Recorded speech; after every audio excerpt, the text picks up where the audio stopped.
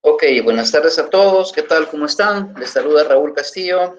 Este día pues vamos a continuar con la parte relativa a lo que es programación orientada a objetos. Vamos a trabajar un poco por ahí sobre ya introduciéndonos a lo que es directamente la programación orientada a objetos en sí en Python, pero necesitamos tener algunos elementos por ahí claros sobre la teoría relacionada con la forma de definir clases, cómo la vamos a crear.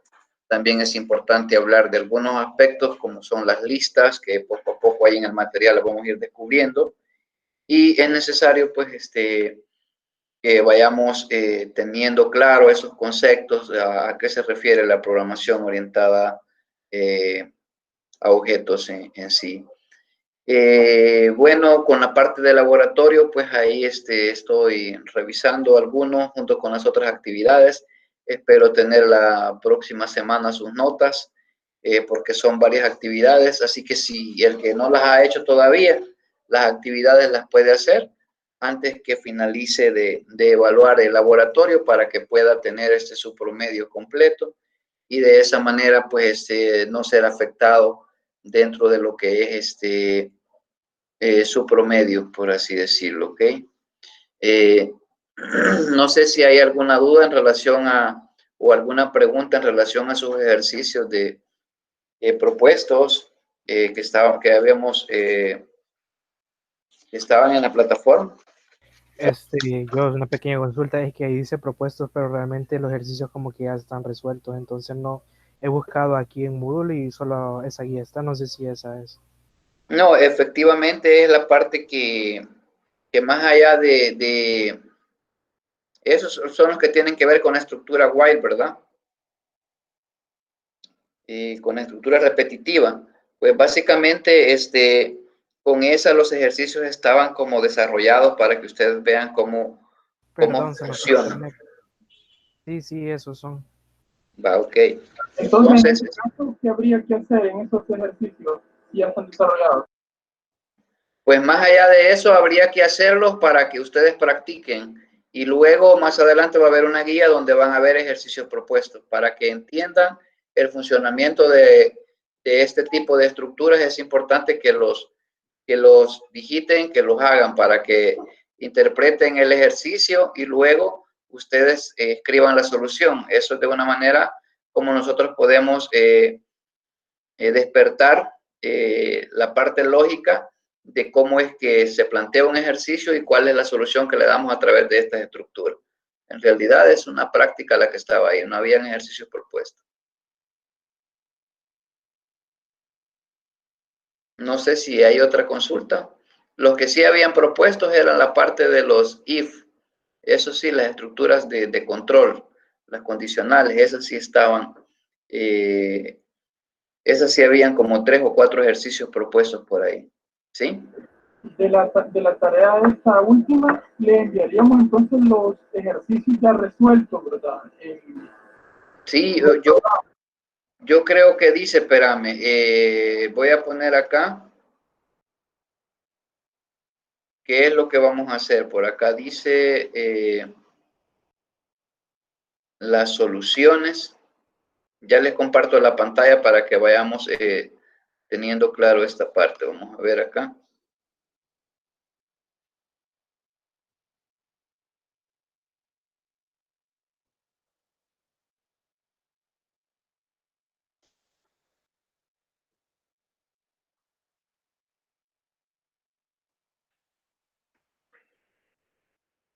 Ok, yo creo que en esta parte de acá no me recuerdo si en el aula les publiqué cómo tendrían que entregarla. Más bien era como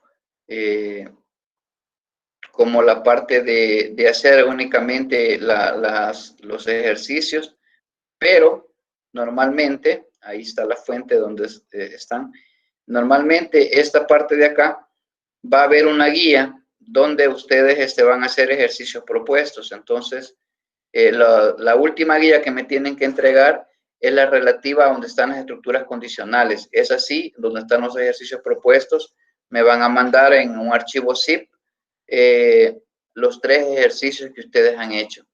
En esta última es solo práctica porque vamos a dejar una guía que se va a presentar el día del parcial, junto que incluye estructuras wire.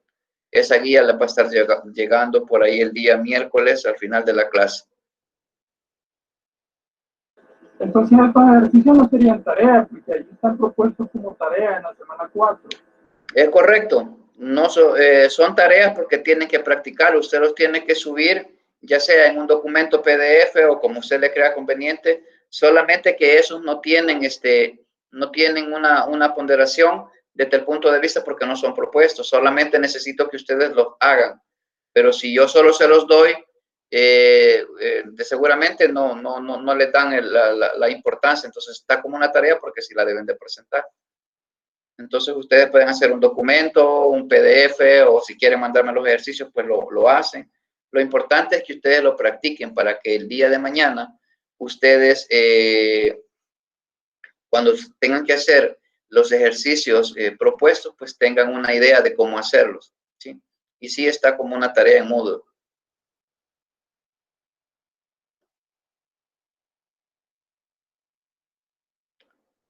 ¿Estamos bien, José Daniel? Sí, ya está claro todo, gracias. Ah, ok. ¿Alguien más?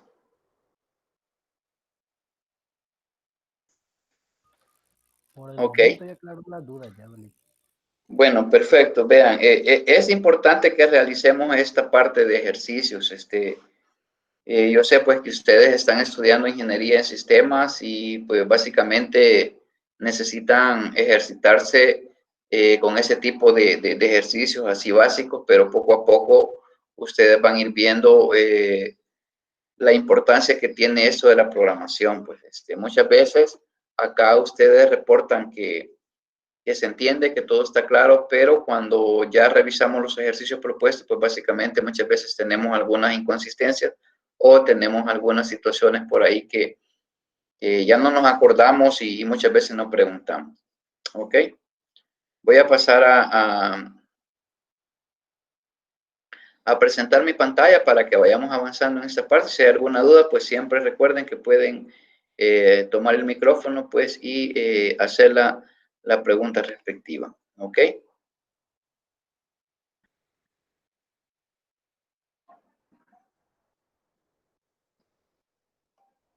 Ok, ya estamos ahí, ¿verdad? Sí. Ok, pues ahora empezamos a ver directamente la introducción a cómo es que vamos a programar la parte de los objetos en lo que es Python. Anteriormente habíamos visto algunas estructuras nada más, creación de variables y aspectos generales como las funciones para capturar información por el teclado y otro tipo de elementos que son importantes para el manejo del lenguaje, como por ejemplo la indentación, que tiene que ver con la forma en cual nosotros vamos como teniendo una especie de experiencia con el lenguaje, porque si ustedes ven, es un poco muy diferente con los otros lenguajes, ya que ese lenguaje pues reduce algunas cosas, pero sí tiene una nomenclatura un poco más diferente como lo que es Java, como lo que es PHP.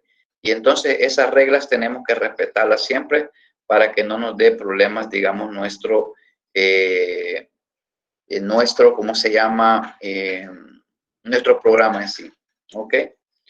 Entonces, anteriormente habíamos hablado nosotros que la parte o los conceptos fundamentales de lo que era la programación orientada a objetos desde el punto de vista general, sin ahondar desde un punto ya, desde un lenguaje de programación,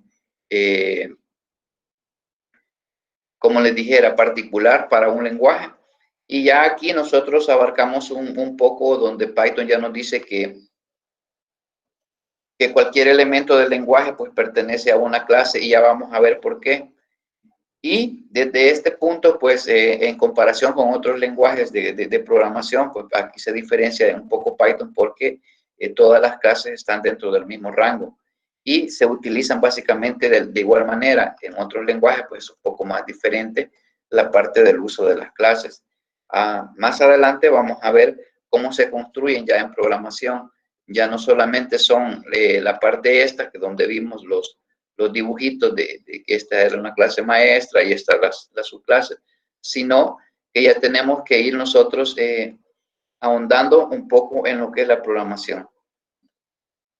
Entonces, es importante hablar de los objetos acá.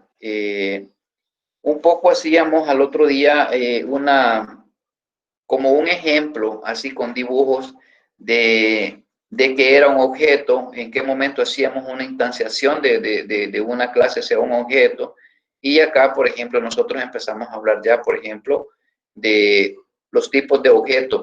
Ya dijimos acá arriba que cualquier elemento del lenguaje pertenece a una clase. Entonces, si cualquier elemento pertenece a una clase, nosotros, por ejemplo, acá estamos hablando que esto, por ejemplo, que esta variable que hemos creado, se llama lenguaje, que puede ser cualquier nombre, si nosotros utilizamos esta parte que se llama, esta función, que se llama type, esta, y la usamos de esta manera, pues él nos devuelve que esta variable, por así decirlo, es un objeto que pertenece a la clase str, es decir, a la clase string.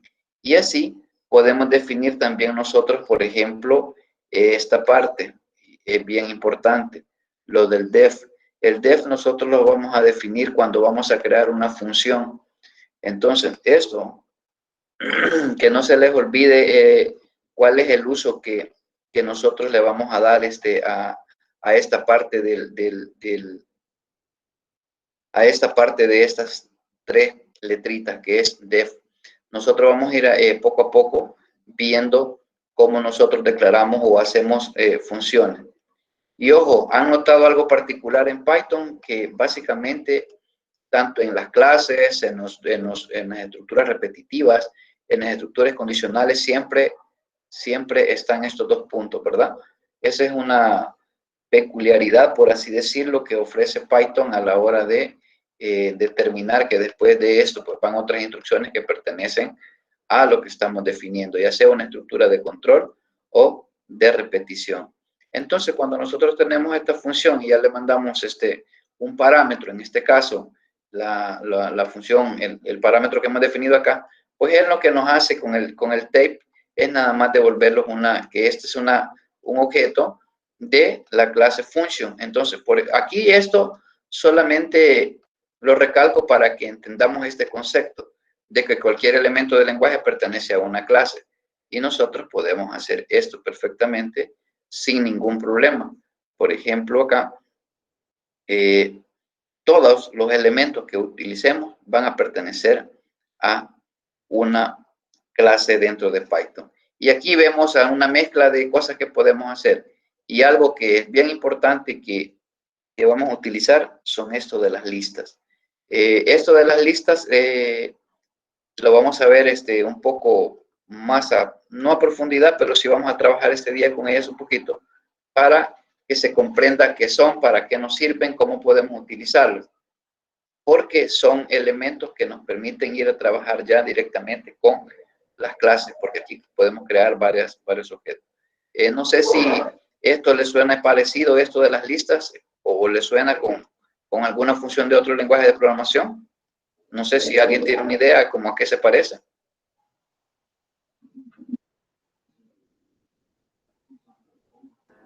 ¿Serían las colecciones en otro lenguaje o serían los arreglos?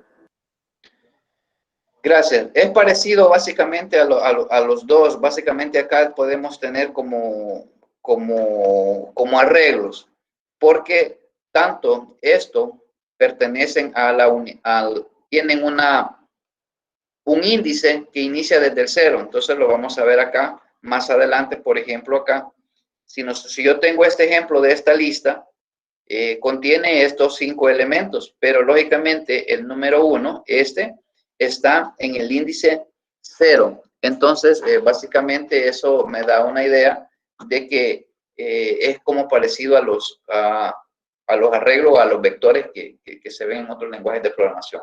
Y también muy parecido a la parte de las colecciones. Ok.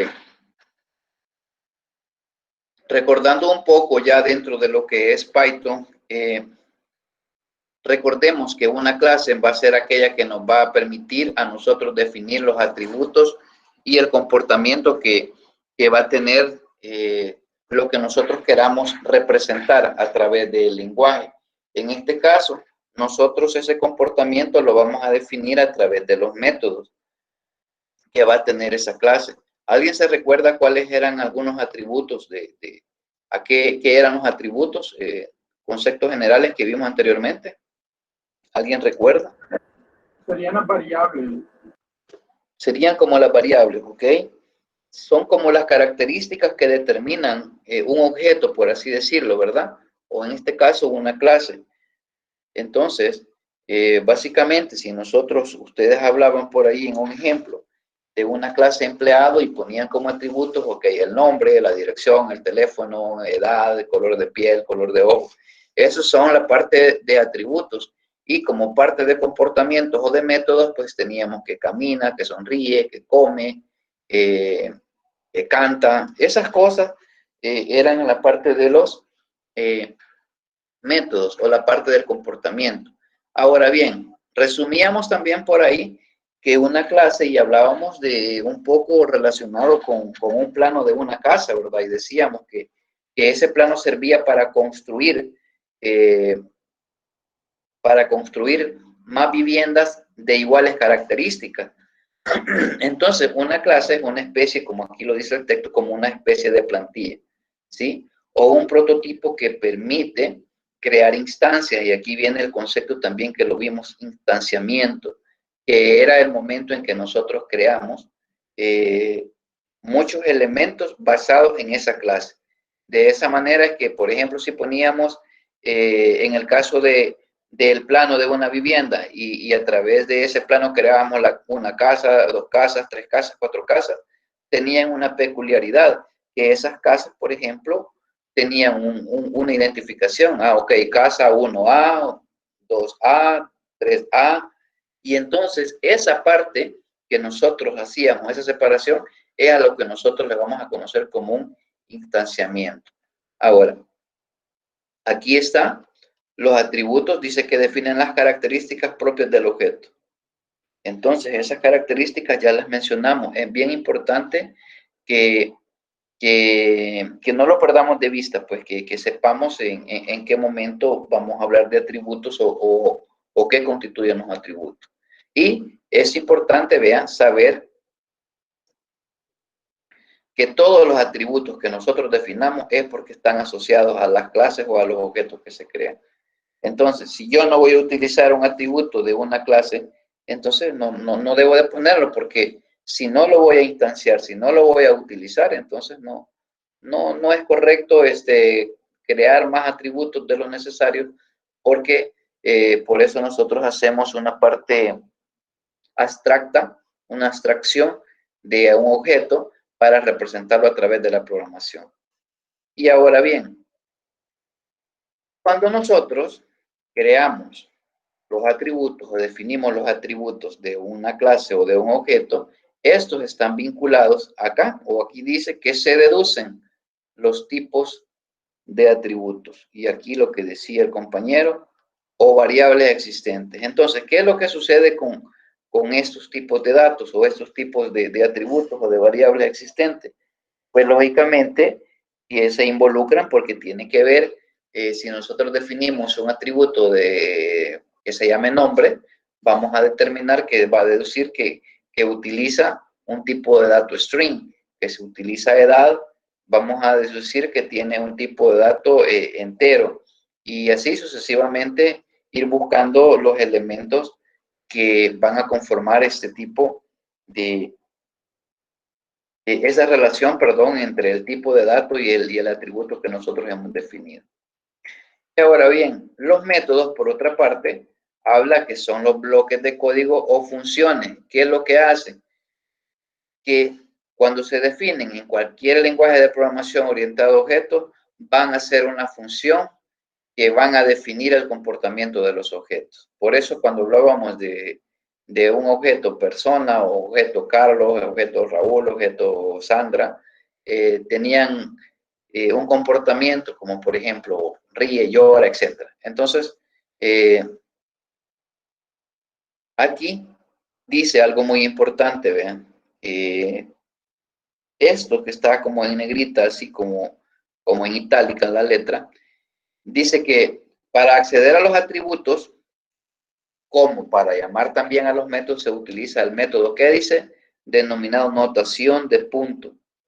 Esto, notación de punto, que se basa en escribir el nombre del objeto, o sea, objeto, o de la clase, acá, clase, objeto, seguido de ¿qué dice? De un punto y el nombre del atributo. Entonces, cuando nos hablen del método denominado de notación de punto, estamos hablando de eso. Esta es como la sintaxis. Nombre de la clase, punto, atributo. Objeto, punto, atributo. Objeto, punto, método. Y luego van los argumentos. Entonces, esto es básicamente cómo nosotros vamos a ir conociendo un poco a poco la parte de lo que es las estructuras de cómo se presentan en Python estas clases.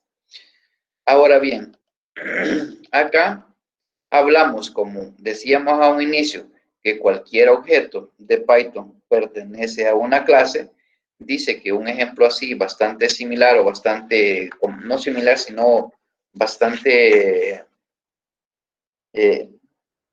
específico, es la parte que tiene que ver con las listas, en donde las listas pues no son más que una colección de secuencia de datos, en donde estas listas pueden contener tanto elementos de un mismo tipo. Cuando digo elementos me estoy refiriendo, por ejemplo, a esto que está aquí, a B, a C, a D. Entonces, tienen elementos y esos elementos pueden ser tanto del mismo tipo. Cuando me refiero del mismo tipo, me refiero a solo string, solo float, solo int o solo boolean, sino que también puede tener diferentes tipos de datos entre sí. Es decir, que yo puedo mezclar un entero, un doble, un string y no hay ningún problema. Ahora bien, por favor, anoten por ahí en sus apuntes lo siguiente. Para la próxima clase, vamos a averiguar, van a hacer un pequeño trabajo porque lo vamos a utilizar acá en la clase, que tiene que ver, se lo voy a poner acá, para que lo podamos ver y aclaremos cualquier duda que ustedes puedan tener. Veamos.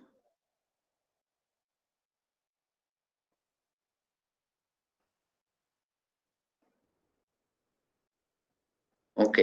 ¿Qué es lo que vamos a hacer nosotros con las listas?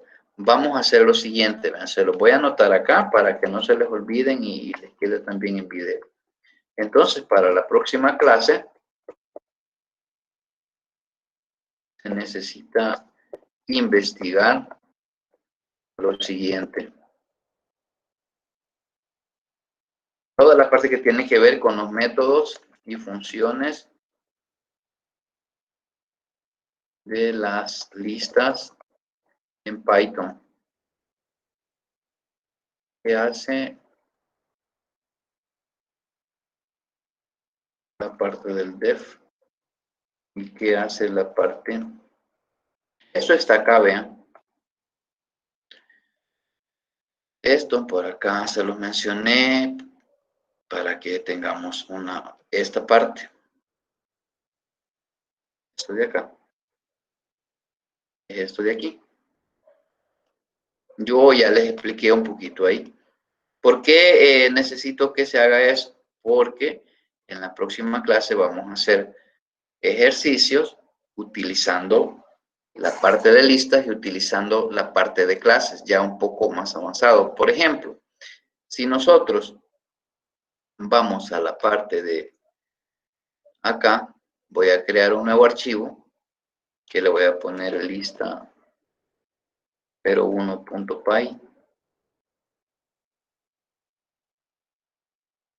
Creo que esta es, ok.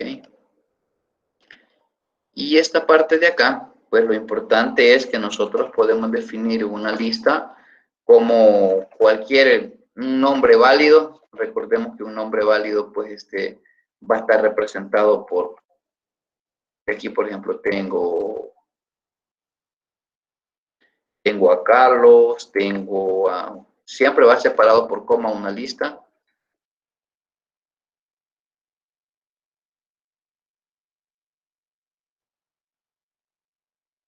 Aquí, por ejemplo, tengo a...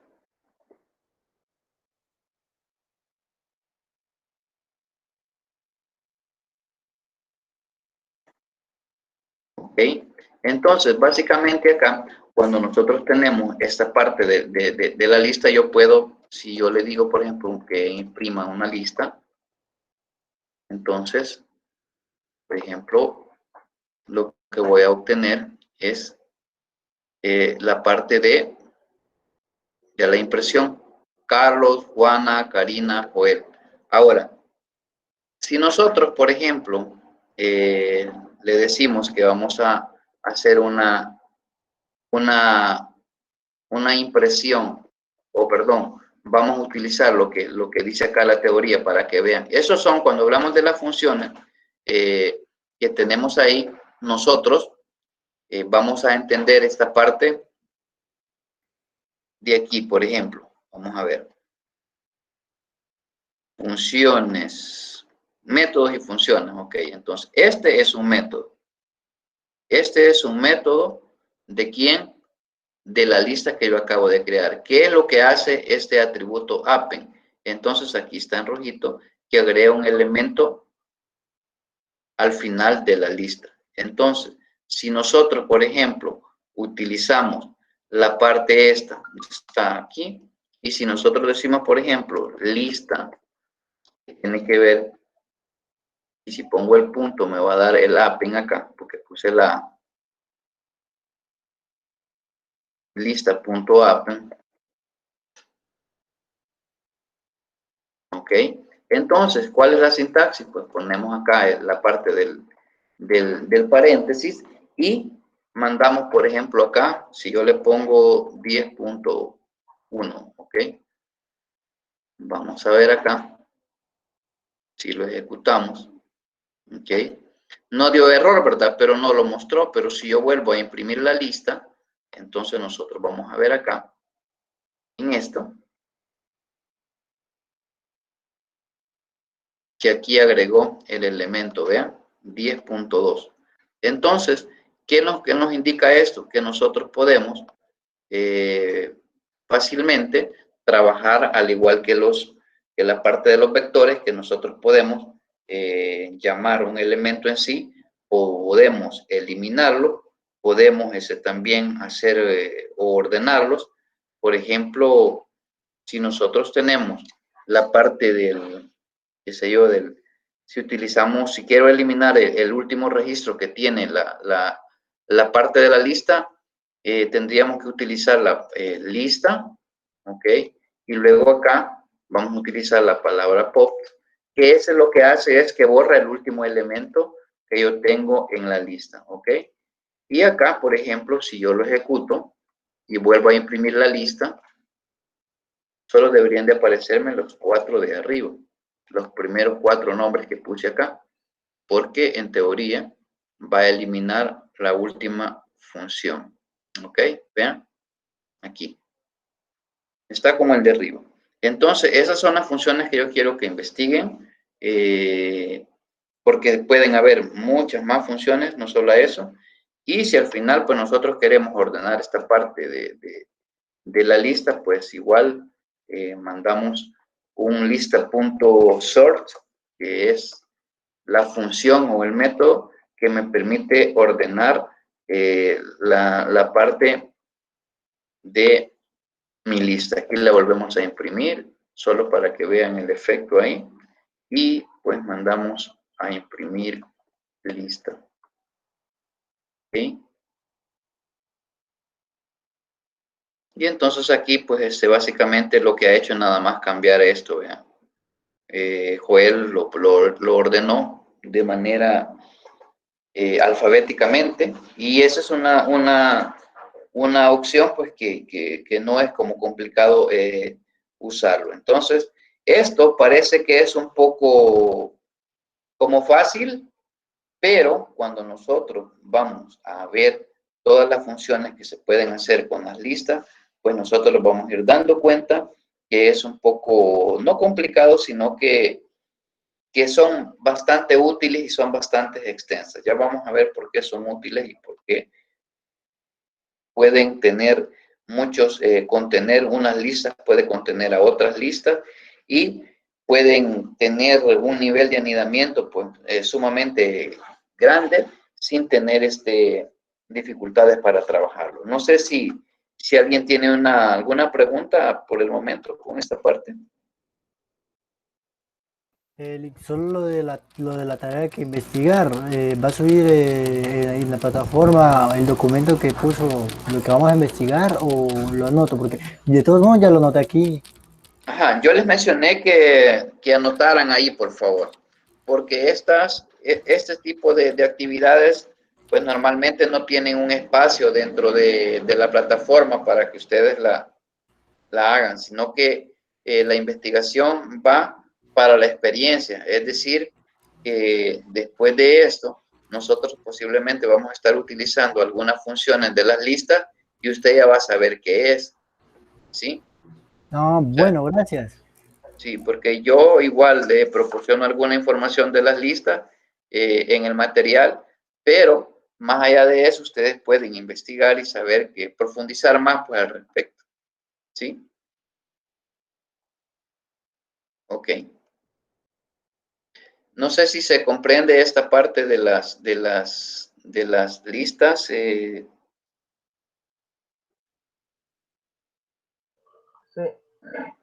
Ok. Estas son sencillas, no es ahora podemos hacer listas complicadas que el usuario las defina y etcétera, etcétera. Ok. Sigamos entonces.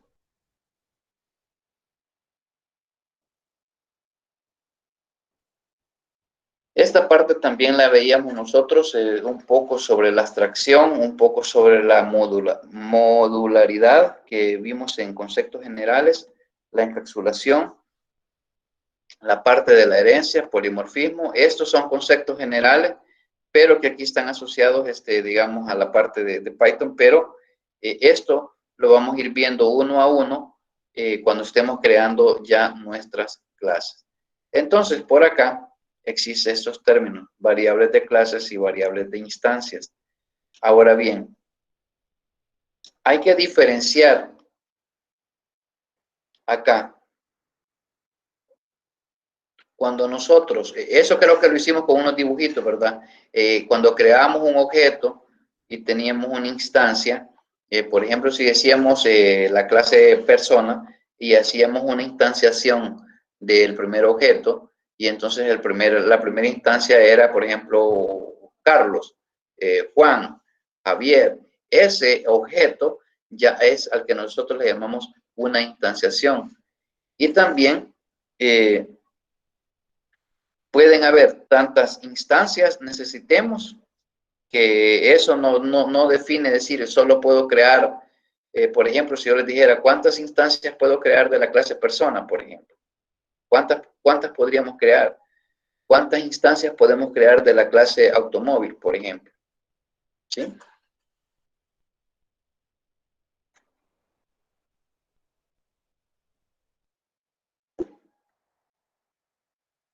Pudiésemos crear muchas, ¿verdad? Pudiésemos crear muchas porque es como algo infinito, porque vamos a crear todas las que nosotros creamos convenientes. Entonces, eso es muy importante que no olvidemos esta parte de estos conceptos. Ahora bien, algo importante acá, dice que una variable de clase dice que es compartida por todas las instancias de una clase. Es decir, que si yo defino un atributo en una clase, ¿qué significa? Que cuando creemos un objeto o instanciemos esa clase, esas van a tener o van a compartirse con todos los objetos. No importa que sea 1, 100, 200, 500 o 600. Por eso es que cuando hablábamos de la parte de la clase automóvil, por ejemplo, y creábamos coche 1, coche 2, automáticamente las variables de clase se creaban y se compartían con ellas, porque todos tienen, por ejemplo, un color, un tipo, un año, un número de motor, etcétera. Entonces, a esas variables son las que nosotros le llamamos una variable de clase y que se heredan, por así decirlo, porque son compartidas por todas las instancias que hagamos. No importa que sea una o 10,000, ¿sí? Y lógicamente, cuando hablamos de este tipo de variables, acá es importante que dice que están definidos dentro de esto, ¿vean? Están definidos dentro de la clase, después del encabezado de una clase. Ya vamos a ver la estructura que tienen que llevar estas partes acá. Ya la vamos a ver ahí. Entonces, es muy importante que no se nos olvide esto, que es una variable de clase, qué es lo que hace, dice que se comparten, dónde son definidas. Y aquí dice, vean, nunca dentro de un método. Nunca dentro de un método. Entonces, una variable de clase tenemos que saber en qué momento y dónde la vamos a definir. ¿Sí? Ahora bien, algunos aspectos a definir para crear una clase, aquí habla de dos partes. En realidad tiene más partes, como dijimos la otra vez, pero aquí no se habla, acá en Python se habla de esta manera, ¿ven?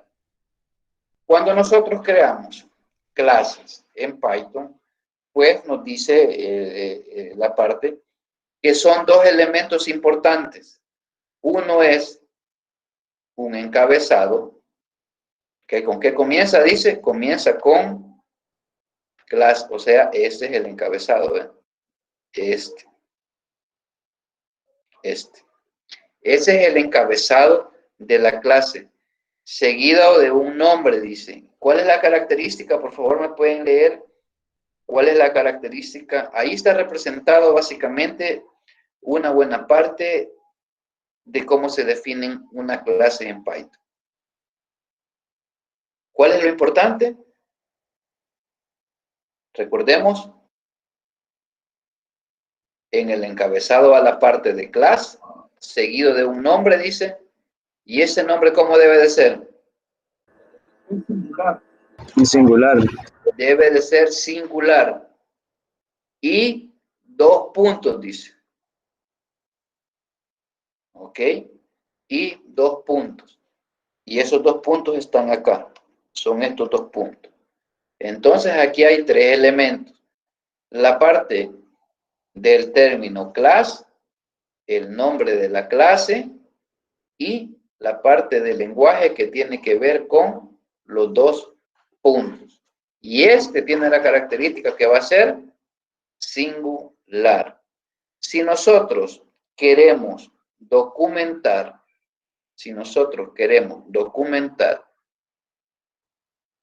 nuestra clase, que es muy importante hacerlo, lo vamos a hacer a continuación acá, después de esto. Después del encabezado, nosotros vamos a documentar nuestra clase. Entonces, esto de acá, donde dice var clase 1 igual a variable de clase, esos son los atributos o las variables de clase que nosotros vamos a definir. Y luego, nosotros tenemos acá estos, que ya son una definición de lo que tiene que ver un comportamiento. En otras palabras dicho, un método. ¿Ok? Esto es solo una parte así general, nada más este ejemplo o esta imagen me sirve nada más para comprender la estructura que debe de tener una clase dentro de Python. Otra cosa importante que van a agregar acá es esta parte del cero. Yo creo que aquí en el material está ya esa parte, espérenme, para no ir más allá, vamos a ver. Sí, aquí está. Entonces ese ya no lo busquen porque aquí dice, pero pueden profundizar en esto, ¿ok? Pueden profundizar en eso, ¿sí? Ese aquí lo voy a poner, que ustedes pueden profundizar, este es opcional, pero porque aquí está la teoría, pero si ustedes quieren ir más allá, pues no hay ningún problema para entenderle mejor, ¿ok? Aquí está. Y luego aquí me dice la explicación de qué es lo que hace cada uno de esos elementos. La documentación de una clase, pues ya dijimos dónde debe de situarse, justamente después del encabezado. Eso es lo que nos dice la parte de la teoría acá. Ahora bien, dice que nosotros podemos, ¿por qué es importante la documentación? Porque en un momento dado nosotros podemos acceder mediante esta clase. Y nosotros más adelante vamos a ver ahí cómo podemos obtener la documentación de las clases.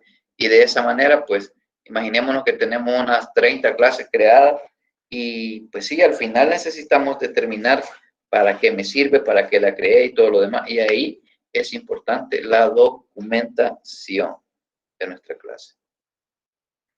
Ahora, esta parte de acá, esto que dice acá, es cuando nosotros declaramos que después de la clase esto de paz, es como una palabra reservada, como una función que indica que no se ejecutará ningún código, ¿sí? Pero la misma teoría nos dice, ¿verdad? Que no es como decir un poco lógico que yo voy a definir una clase y voy a utilizar la función o la palabra reservada paz para que no se ejecute nada, ¿verdad? Entonces mejor como que no la debo hacer. Pueden haber algunas excepciones para que se usen cuando estamos probando algo, etcétera, pero normalmente es así, ¿ok? Ahora bien, por así decirlo, acá nosotros, este es, por ejemplo, esto solo es para representar que cada objeto, óigase bien, cada objeto que se crea de cada clase son completamente diferentes. Es decir, es como que si nosotros hablemos de personas, de automóviles, ¿verdad? Que cada uno tiene información parecida, pero que en términos generales pues no son iguales, es decir, son parecidos, pero son únicos, pues es decir, una persona es única. Entonces, acá, cuando nosotros creamos un objeto, o 2, o 3, o 4 objetos de cada clase, aquí nos dice que son diferentes, aunque sean de la misma clase, ¿sí? Ahora bien, acá nosotros tenemos un ejemplo de una clase que en este momento solamente voy a pasar a explicarla para que en el día miércoles que tengamos la siguiente clase, pues sí, ahí sí voy a necesitar que a lo mejor todos tengan, si pueden, una computadora o algunos lo hacen desde el teléfono, pero que si podamos ir haciendo las prácticas, pues va a ser mucho que mejor. Entonces, acá, básicamente, yo les voy a preguntar, esto, ¿cómo le llamamos a eso de acá? Eso que es sombreado acá, le voy a poner aquí color. ¿Cómo se llama esa parte? Encabezado. Encabezado de la clase. A un encabezado de la clase, ¿ok? Palabra reservada, class, luego nombre de la clase en singular y después 2 puntos, ¿sí? Esta parte de acá, eso que está sombreado, ¿perdón? Documentación de la clase. Ah, ok, perfecto. Documentación de la clase. Yo tenía una Luego duda de esto, con la documentación de la clase. Mi duda era si esto es un comentario. No, ¿verdad? No podría ser un comentario. O sí. comentario. Acá, por la parte de la normalización, hablamos que aquí sí podrías entenderlo como un comentario, por así decirlo, pero va a ir acá, la documentación de la clase va a ir acá, no lo puedo poner acá, porque aquí la norma me dice que debo de utilizar acá, acá. Después del encabezado voy a poner la documentación respectiva de la clase, para que al momento que utilicemos la clase del guión bajo, doc guión bajo, yo pueda obtener esa información de todas las clases que yo he definido, por así decirlo. ¿Ok? Estas dos cosas que tenemos acá se refieren a, ¿qué serían?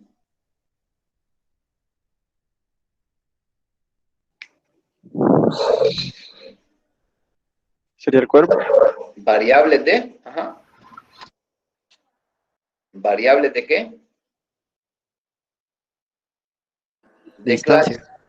¿Se recuerdan? O atributos, pues. ¿Sí? Variables de clases o atributos. ¿Qué es lo que pasa con estas variables de clases?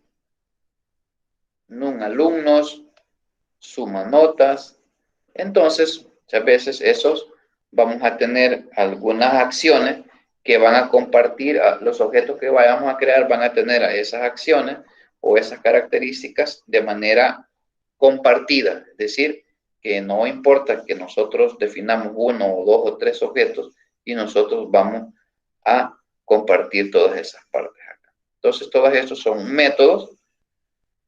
Y acá, si ustedes ven, eso solo lo traigo en este momento para que ustedes se hagan la idea de que lo que vimos allá en las estructuras de control, pues aquí las vamos a seguir utilizando. O sea, no son cosas que están aisladas, no son cosas que ya las vi, ya las estudié, ya me salió en el laboratorio y ya no me van a volver a salir. No, no es así, ¿verdad? Sino que vamos a seguir utilizando estas. Y otra que se nos ha quedado por ahí tiene que ver con la parte de esto, de la estructura for, que la vamos a ver también de manera así general, así como vimos el while, para que ustedes tengan la idea, porque acá cuando trabajamos con clases o cuando trabajamos con métodos, pues esa es una de las estructuras que más se utiliza, el while, el for, esos son casi como de obligación, pues saberlas en todo el lenguaje de programación. Sin esa fuera bien complejo el que nosotros tratáramos de mostrar, por ejemplo, la información de unos 5,000 usuarios y que tengo que mostrarle en pantalla los carnets o las notas que han obtenido. Entonces, a través de esas estructuras es que me permiten a mí ir recorriendo, ya sea una lista y luego de eso, pues, o una base de datos y luego de eso ir haciendo cálculos o mostrando resultados. Entonces, acá, en este texto de acá, es lo que yo acabo de explicar. Por ejemplo, que la clase alumno consta de dos variables. Aquí está. Esas son, y luego él me va explicando las funciones o los métodos que nosotros hicimos. Esto es en términos generales. Pero nosotros vamos a partir de un planteamiento puesto lógicamente acá en la clase, en donde vamos a tratar de crear la clase desde cero con sus métodos y luego vamos a crear objetos y vamos a utilizar algunas listas o simplemente vamos a crear, vamos a hacer ejercicios para que ustedes vean cómo es que funciona la parte de las clases ya en Python, así poco a poco. Entonces, ahí vamos a ir descubriendo algunos aspectos generales de lo que es la programación orientada a objetos. Esto es como la parte básica, es decir, la parte de la creación de una clase, la parte de, como les dijera, de hacer la estructura, pues no es nada complicado. Ya cuando nosotros vamos a crear herencias o vamos a crear un polimorfismo, vamos a crear un encapsulamiento dentro de la programación, pues ahí entonces ya se va haciendo un poco, quizás no confuso, pero sí de más análisis y de más lógica computacional, que es la que se pretende pues lograr con esta parte. Ok, eso es esta parte Déjenme revisar acá. Digo eso porque dentro de la programación, dentro de eso tenemos lo siguiente. Vamos a ver. Porque creo que la unidad 1 termina solo con esto de la conceptualización.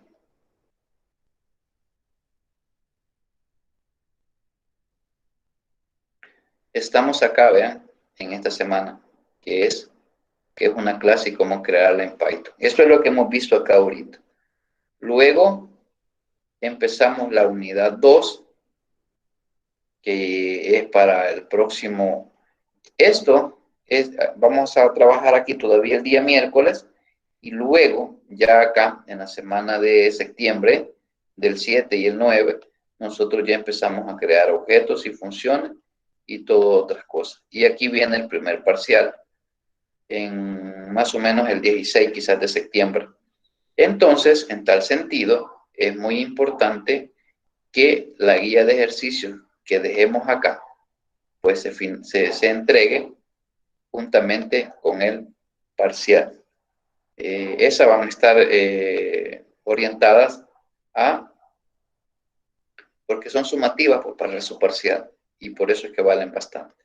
Ok, eso es lo que vamos a hacer. Posteriormente llevo esto por acá porque después empezamos a ver la parte modular en Python, y hay una cuestión por acá importante que tiene que ver con las cuestiones eso de la web, conceptos básicos de la programación web.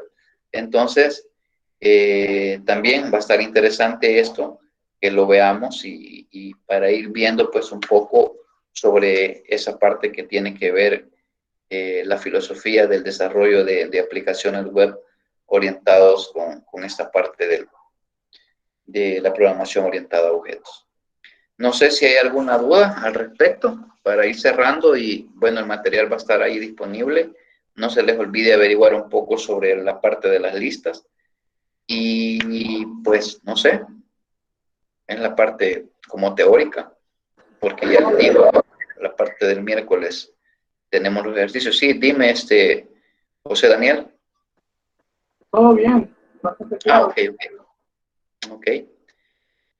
Bueno, entonces si no hay dudas, pues yo espero verlos el día miércoles, y pues si hay alguna duda por ahí, siempre escríbanme. En veces no contesto en el momento, pero sí lo hago. Así que si no hay más dudas, pues yo les agradezco su asistencia, su puntualidad y sobre todo su dinamismo por estar pendiente de la clase. Y pues si no hay más comentarios, pues nos vemos el próximo miércoles, por favor. Okay. Muchas gracias, Lick. Gracias. Okay, Muchas gracias, feliz noche. buenas noches. Buenas noches. Gracias, Lick. Buenas noches a todos. Gracias, buenas noches. Adiós. Lick, podría poner ¿cómo se llama? El blog de notas para tomar el screenshot. Oh, gracias. Sí. Ok. Gracias. Ok, perfecto.